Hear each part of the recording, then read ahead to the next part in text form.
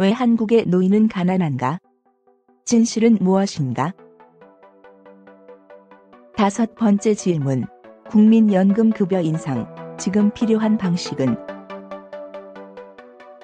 여야 간 공적연금 실무기구 합의문은 국민연금 소득 대체율 인상을 전면에 내세웠다. 기초연금 강화와 국민연금 사각지대 축소 방안이 우선순위라고 해도 연금급여의 적정성 확보는 중요한 과제다. 그러나 최선의 방안이 평균적인 소득 대체율 인상인지는 생각해볼 여지가 있다. 국민연금 소득 대체율을 40%에서 50%로 올리는 것은 평균 소득 수준의 40년 가입자 기준이다. 모든 가입자의 소득 대체율을 1.25배로 올리는 것이다. 그런데 국민연금 소득 대체율은 가입 기간과 소득 수준에 따라 다르며 소득이 낮고 가입 기간이 길수록 높다. 일부 저소득 가입자는 산식에 따른 소득 대체율이 100%를 넘을 수도 있는데 이 경우 100%까지만 지급하도록 규정되어 있다. 따라서 일괄적으로 소득 대체율을 1.25배로 높이는 것은 기존 소득 대체율이 80%를 초과하는 가입자에게 상대적으로 불리하다. 1.25배를 적용할 경우 100%를 넘게 되어 감액된다. 비록 이에 해당하는 가입자의 수가 많지는 않겠지만 일괄적인 소득 대체율 인상이 최선의 방안인지 재고해봐야 할 이유 중 하나다. 국민연금이 낮은 급여액으로 인해 용돈연금이라는 비판을 받고 있지만 이는 제도의 역사가 짧다는 것에 영향이 크다. 2013년 기준 수급자 중 가입 기간이 20년을 넘어 완전 노령연금을 받는 노인은 4.4%에 불과하다. 대부분의 가입자는 국민연금 도입 초기 고연령이었던 세대에 지급되는 특례 노령연금을 수급하거나 55.7%, 가입 기간이 20년에 미달하여 감액된 연금을 수급한다. 25.3%. 2015년 2월 기준으로 전체 수급자의 59%가 30만 원 미만의 낮은 급여를 받고 있는데 이들 중 20년 이상 가입자는 38명에 불과하다. 17%는 10에서 20년 가입자, 76%는 특례 노령연금 수급자다. 국민연금의 낮은 급여는 평균적인 급여 수준보다도 이와 같은 소액 수급자의 비중이 높은 데 기인한다. 시간이 지남에 따라 특례 가입자는 감소하겠지만 우리 노동시장 상황을 고려할 때 가입 기간 20년을 채우지 못하는 경우는 향후에도 계속될 것이다. 이에 대한 대안은 연금액의 최저 하한선을 설정하여 보장하는 것이다. 이를 통해 수급권을 획득했으나 급여 수준은 낮은 가입자의 최저 생활을 보장하면서 평균적인 소득 대체율도 높일 수 있다. 6번째 질문. 국민연금 기금 소진 전망이 우리에게 주는 메시지는? 국민연금과 관련한 또 다른 이슈는 기금 소진에 관한 것이다.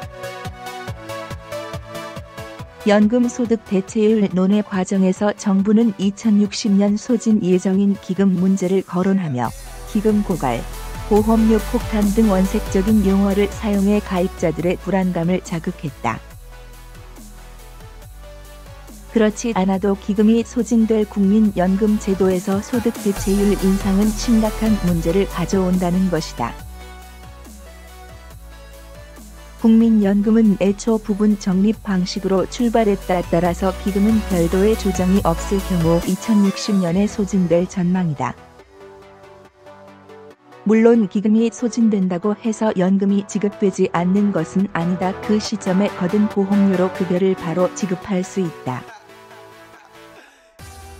이렇게 기금을 적립하지 않는 재정 방식을 부과 방식이라 하는데 선진국의 공적연금은 대부분 부과 방식에 가깝다. 그렇다고 기금 소진이 전혀 문제없다는 말도 옳지는 않다. 현재 국민연금은 가입 시점이나 소득 수준과 관계없이 모든 가입자가 납부한 보험료보다 많은 연금을 받도록 설계돼 있다. 당장은 보험료를 납부하는 수급자 비중이 높지 않아 기금이 축적되고 있지만 고령화의 진행에 따라 2044년부터는 기금이 감소된다. 국민연금 급여는 일부는 현재 보험료를 납부하는 세대가, 일부는 미래 세대가 부담하고 있는 것이다. 이른바 세대 간 재분배다.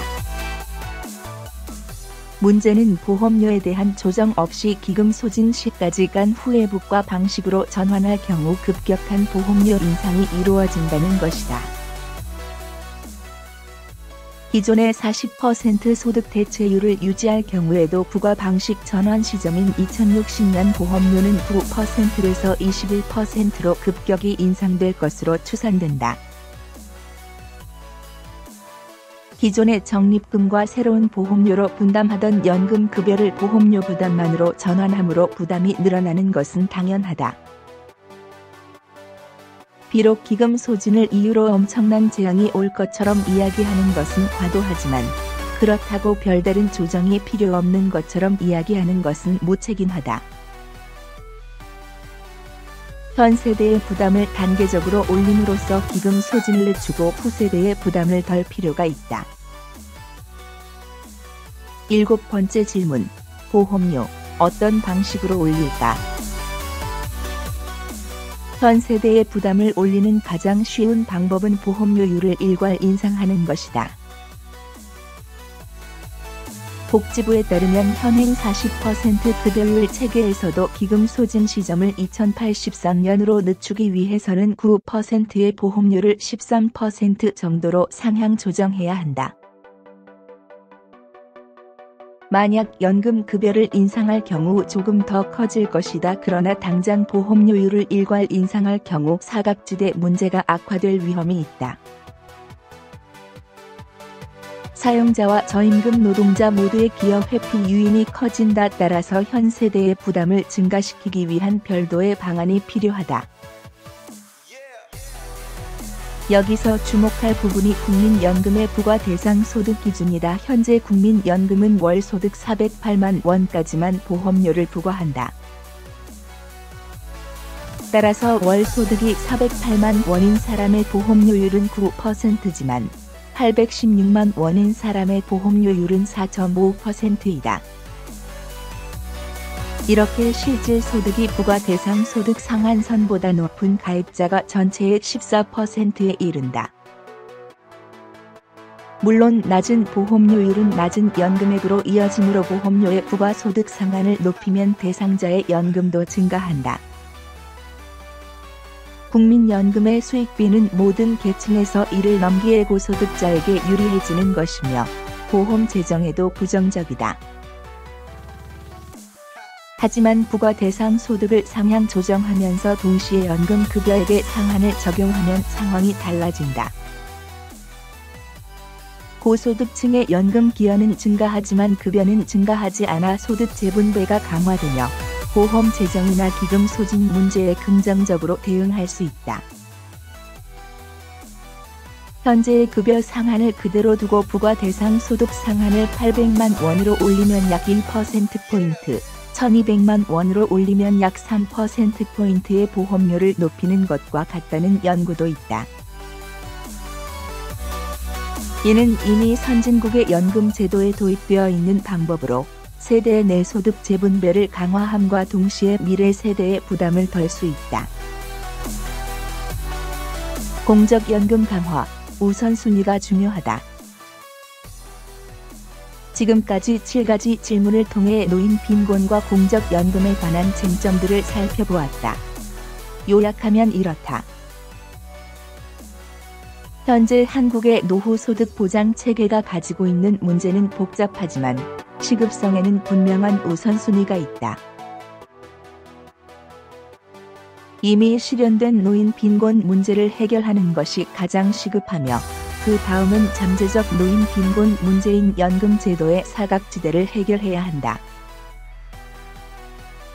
이후의 사각지대는 아니라도 충분치 못한 급여로 인한 빈곤 위험을 감소시켜야 하며 장기적으로는 제도의 지속 가능성을 높이고 미래 세대의 부담을 해소해야 한다.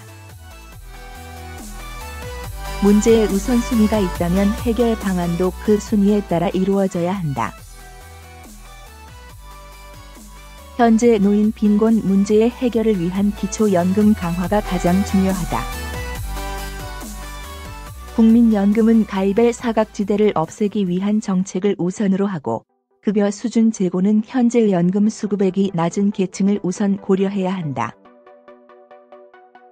제도의 지속 가능성을 높이기 위한 부담 증가는 사각지대 문제를 심화시키지 않도록 고소득층이 좀 더 부담하는 방식을 우선 추진해야 한다.